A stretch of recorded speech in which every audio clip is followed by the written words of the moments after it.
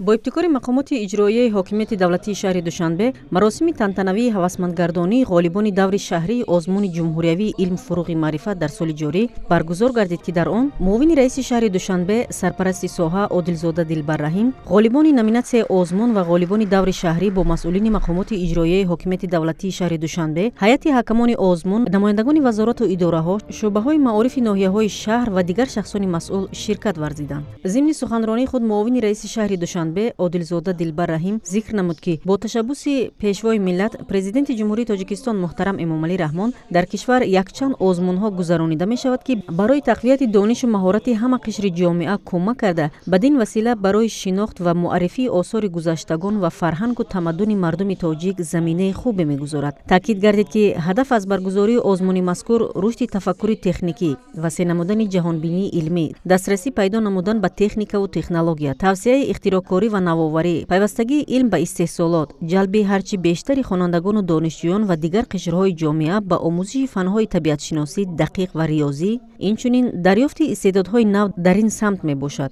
آزمون جمهوریوی علم فروغ معرفت در شهر دوشنبه با مقصد اجرای امر پرزیدنت جمهوری تاجیکستان از ماه ینوری سال 2024 و قرار رئیس شهر دوشنبه از 18 مارس سال 2024 درباره برگزار نمودن آزمون جمهوریوی علم فروغ معرفت از سنه 16 سپتامبر سال 2024 تا 23 سپتامبر سال 2024 در مؤسسه تحصیلات میانه عمومی رقم 19 ناحیه سینای شهر دوشنبه از روی 7 نامیناسیون بین خوانندگان مؤسسه‌های تحصیلات میانه عمومی با تقسیمات به دو گروه در علاهیدگی، مؤسسه‌های تحصیلات میانه عمومی و مؤسسه‌های تحصیلات میانه عمومی تیپ نو یعنی لیسه، گیمنازیاها، خوانندگان و دانشجویان مؤسسه‌های تحصیلات ابتدایی، میانه و عالی کسبی، خادمان علمی، اسپیرانتان، دکترانتان، عنوانجویان، دکتراندها از روی اختصاص و دکترانتان هابیلیتات، آموزگاران مؤسسه‌های تعلیمی همه زینه‌های تحصیلات، مهندسان، کنسترکتوران و دیگر نمایندگان کسب و کار گوناگون برگزار کرده شد. غالبان از روی 7 نامیناسیون 132 نفر را تشکیل داده، 22 نفر غالب جای اول، 44 نفر برای اشغال جای دوم و 66 نفر صاحب جای سوم گردیدند که از این 84 خواننده، 42 دانشجو و 6 نفر کسب و کار گوناگون